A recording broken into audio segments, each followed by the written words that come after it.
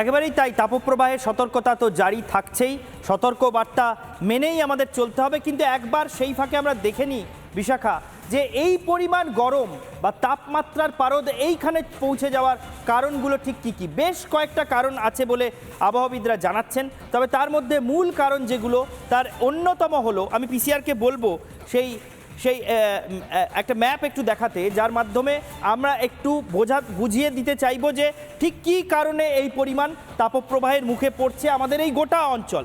এই মুহূর্তে সূর্য রয়েছে উত্তরায়ণে এবং উত্তর গোলার্ধে সরাসরি সূর্যের কিরণ এসে সবচেয়ে বেশি করে পড়ছে, যে কারণ 23শে মার্চের পর থেকে সূর্য নিরক্ষরেখা থেকে ক্রমশ উত্তর দিকে সরতে থাকে, সে কথা আমরা জানি। সূর্যের তাপমাত্রা, আবহাওয়াবিদরা জানাচ্ছেন তাদের ব্যাখ্যা, যে সূর্যের রশ্মি সরাসরি যেখানে পড়ে বা সবচেয়ে বেশি তাপ যে অঞ্চল পায়, সেখান থেকে হাওয়া দিনের বেলা গরম হয়ে ওপরের দিকে উঠে যায়। এই হাওয়া ওপরের দিকে উঠতে উঠতে একটা স্তর পর্যন্ত পৌঁছে হাওয়া আবার ঠান্ডা হয়ে যায়, তখন সেই হাওয়া নিচের দিকে নামতে থাকে। এক্ষেত্রেও তাই ঘটছে, কিন্তু হাওয়া ঠিক যে পথে ওপরে ওঠে সেই পথেই কিন্তু নিচে নামে না, একটু বেঁকে, যে অঞ্চল দিয়ে হাওয়া উঠলো তার থেকে 30 ডিগ্রি কোণ করে বেঁকে দুপাশে হাওয়া নামে। এবং এই হাওয়া যখন নেমে আসে ওপর থেকে নিচে, তখন কিন্তু নিম্নচাপ, তো তখন কিন্তু ওপরে গিয়ে মেঘ তৈরি হতে পারে না, কারণ হাওয়া যেহেতু নিচে নেমে চলে আসছে, সেহেতু নিচে আগে থেকেই যে হাওয়া রয়েছে তার উপর চাপ সৃষ্টি করে। ফলে ওপর থেকে ঠান্ডা হাওয়া নিচে নামলেও যেহেতু নিচে আগে থেকেই বায়ুমণ্ডলের স্তর মজুত রয়েছে, ফলে ওপরের হাওয়া এসে নিচের সেই হাওয়ার উপর আরও বেশি চাপ তৈরি করে এবং তাতে হাওয়া গরম হয়ে যায়। এই মুহূর্তে যে তাপপ্রবাহ দাবদাহের পরিস্থিতি চলছে, তার অন্যতম কারণ এইভাবে ওপর থেকে নেমে আসা হাওয়া, যেটাকে আবহাওয়াবিদরা ডিসেন্ট বলছেন। সেই কারণে এই পরিমাণে গরম হচ্ছে হাওয়া, কারণ ওপর থেকে হাওয়া নামছে এবং নিচে অবস্থিত হাওয়ার উপর চাপ সৃষ্টি করে গরম সেগুলো বাড়াচ্ছে। কিন্তু যদি বাতাসে জলীয় বাষ্প থাকতো, তাহলে কিন্তু এমন পরিস্থিতি নাও হতে পারতো, কারণ সেক্ষেত্রে বৃষ্টি ঝরতে পারত। জলীয় বাষ্প কেন নেই সেটাও ছোট্ট একটা ম্যাপের মাধ্যমে একটু বুঝিয়ে দেওয়ার চেষ্টা করব। কেন নেই জলীয় বাষ্প? তার কারণ এই মুহূর্তে বঙ্গোপসাগরের ওপরে যে ঘূর্ণাবর্ত চলছে সেটাকে বিপরীত ঘূর্ণাবর্ত বলছে, অ্যান্টি সাইক্লোন।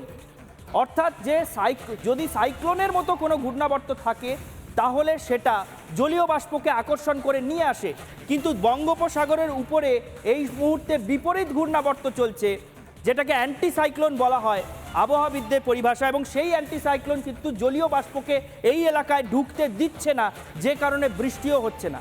একদিকে ওপর থেকে হাওয়া নেমে হাওয়াকে গরম করে তুলছে, অন্যদিকে জলীয় বাষ্পও ঢুকতে পারছে না এই বিপরীত ঘূর্ণাবর্তের কারণে, ফলে বৃষ্টিও নামছে না এবং পরিস্থিতি এইরকম অসহনীয় হয়ে উঠছে। এমনটা সরলভাবে ব্যাখ্যা করলে দাঁড়ায় যে কথা আবহাওয়াবিদরা বলছেন। তাই তো বিশাখা? একদমই, তুমি যে কথাটা বললে এবং যে বিশ্লেষণ করলে, তার থেকে আমরা এটা বুঝতে পারছি যে কেন লু বইছে, কেন আটকানো যাচ্ছে না তাপপ্রবাহ, কেন এত গরম হাওয়া। কিন্তু এই গরম হাওয়া, এই তাপপ্রবাহ, এই লু, তার জেরে তো 26 বছরের এক সহ নাগরিককে হারালাম আমরা। বাগুইয়াটির সুমন রানার মৃত্যু হলো সানস্ট্রোকে। এবং এই জায়গা থেকে আমাদের আশঙ্কা, যারা প্রত্যেক দিন কোনো না কোনো কারণে আমরা বাইরে বেরোই, আপনি আমাদের কাজের জন্য বাইরে বেরোতে হয়, এবং সেই জায়গা থেকে নিজেদের কি করে, কোন পন্থা অবলম্বন করলে, কোন সাবধানতার কথা মাথায় রাখলে, কোন সতর্কতার কথা মাথায় রাখলে আমরা কিছুটা হলেও নিরাপদ থাকতে পারবো, কি বলছেন চিকিৎসক, শুনুন। বাইরে যারা কাজ করছে তাদের উদ্দেশ্যে আমরা বলতে চাই যে কখনোই এক নাগাড়ে বাইরে কাজ করা যাবে না, আধা ঘন্টার বেশি কখনোই রোদে কাজ করা যাবে না। এবং বাইরে যারা বেরোচ্ছেন তারা ছাতা ব্যবহার করা দরকার এবং হালকা পোশাক ব্যবহার করা দরকার। বারে বারে জল খেতে হবে এবং জলের সাথে নুন, চিনি, শরবত, লেবু দিয়ে শরবত, এটা বারে বারে খেতে হবে। এছাড়া কিন্তু এই রকম একটা হিটের ভেতর থেকে আজকে কিন্তু নিজেকে রক্ষা করার কোনো ব্যবস্থা নেই। বাইরে বেরোনোটা অ্যাভয়েড করতে পারলে সবথেকে ভালো। যাদের কোনো খুব বেশি অতটা প্রয়োজন নেই, ইমার্জেন্সি নেই, তাদের না বেরোনোটাই ভালো। 10:30 11টার পরে আর বেরোনো যাবে না এবং 4টে পর্যন্ত অন্তত ঘরের ভেতরে থাকাটাই এটা বাঞ্ছনীয়। সার্বিকভাবে কোন সতর্কতা অবলম্বন করতে হবে চিকিৎসক বিশ্বাস সেটা জানালেন, কিন্তু পাশাপাশি আমাদের আরেকটা আশঙ্কার জায়গা থেকে যায়, ঘরের কচি কাঁচাদের, তাদের কি করে নিরাপদে রাখবো, এই নিয়ে শিশুরোগ বিশেষজ্ঞ কি বলছেন শুনুন। যে পরিমাণ গরম পড়েছে এবং যে পরিমাণ হিট ওয়েভ চলছে, এর থেকে বাঁচতে গেলে যেটা করতে হবে, এখন একটু ইনডোরে থাকতে হবে।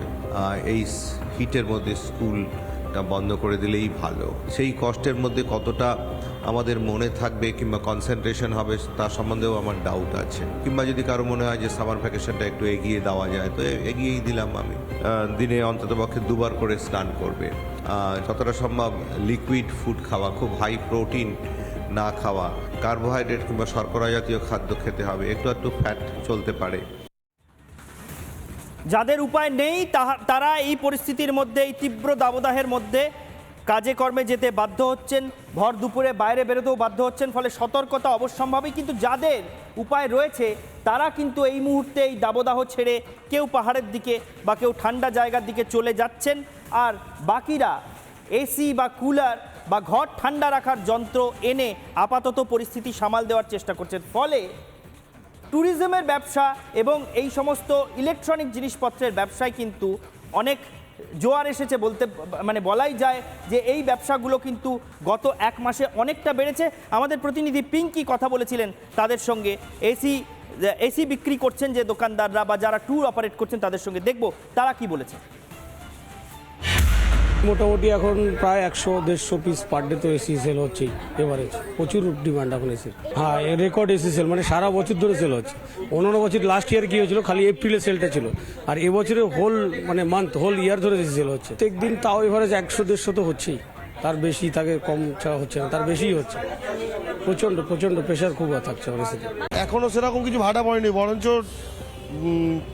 ছুটির জন্য সবাই পাহাড়ের দিকে যাচ্ছে। ছুটি চলছে বা এই গরমের জন্য থাকতে পারছে না, বলছে আবহাওয়া বলছে 10 দিন 12 দিন, তো 10 দিন বাইরে কাটিয়ে আসি, পাহাড়ে সব চলে যাচ্ছে। ট্রেনে বরঞ্চ টিকিট পাচ্ছে না বললে লোকে বাসে সাফার করছে। গাড়ি মোটামুটি ফুলই আছে প্রত্যেক দিন। আমরা দেখতে পাচ্ছি যারা এসি কিনছেন, কেন কিনছেন, তাদের কি কি হচ্ছে, কেন তাদেরকে দৌড়তে হচ্ছে সেই দোকানগুলোতে, সেই ছবিটা আমরা দেখলাম। কিন্তু এর পাশাপাশি যেটার জন্য এত প্রতীক্ষা যে কবে বৃষ্টি আসবে সেইটার কথাতেও আমাদের আসতে হবে। কিন্তু তার মাঝেই আমরা দেখতে পাচ্ছি যারা আমরা দক্ষিণে পুড়ছি তাদের মধ্যেই কেউ কিন্তু উত্তরে শৈল শহরে গিয়ে কিছুটা একটু আরাম খোঁজার চেষ্টা করছেন। তারা কেউ চলে যাচ্ছেন দার্জিলিংয়ে, এবং এই গরমে তারা জ্যাকেট পরছেন এবং সেই সঙ্গে তারা শীতের পোশাক পরছেন। আর তার মধ্যে বৃষ্টির কথা বলছিলাম, বৃষ্টি কবে আসবে, আবহাওয়া দপ্তরের তরফ থেকে কি বলা হচ্ছে শুনুন। পর্যন্ত আমাদের রিজিয়নে যে উইন্ড পাচ্ছি আমরা, সেটা হচ্ছে মেনলি রিলেটিভলি ওয়ার্মার এবং শুষ্ক। সুতরাং এই কারণে আগামী আপনার 3-4 দিন আমরা আমাদের এরিয়াতে ওয়েদার মেনলি ড্রাই থাকবে এবং বিভিন্ন জেলাতে হিটওয়েভ, সিভিয়ার হিটওয়েভেরও সতর্কবার্তা দেওয়া হয়েছে।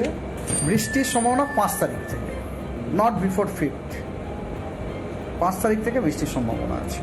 টেম্পারেচার হয়তো কাল থেকে আর অত বাড়বে না, বুঝলে। ঈশান, আমরা যে প্রতীক্ষাটা করছিলাম সেই তারিখটা পেয়েছি 5 তারিখ, এবার তার জন্যই অনন্ত প্রতীক্ষা, তাই তো? একেবারেই তাই। 5 তারিখের জন্য সবাই প্রতীক্ষা করছেন, কারণ সোশ্যাল মিডিয়ায় মিম ছড়িয়ে গিয়েছে যে কাল বৈশাখী, এটা একসময় ভূগোল বইয়ের পাতায় দেখা যেত, এখন সেটা ইতিহাস বইয়ের পাতায় দেখা যাচ্ছে। 5 তারিখটা এলে হয়তো এই মিমগুলো ছড়িয়ে পড়া বন্ধ হতে পারে। সকলে বৃষ্টির দিকে তাকিয়ে রয়েছেন বাংলার প্রাইম টাইম থেকে, আমি আর বিশাখাও তাকিয়ে রয়েছি সেদিকেই। আজকের মতো বাংলার প্রাইম টাইম শেষ করছি।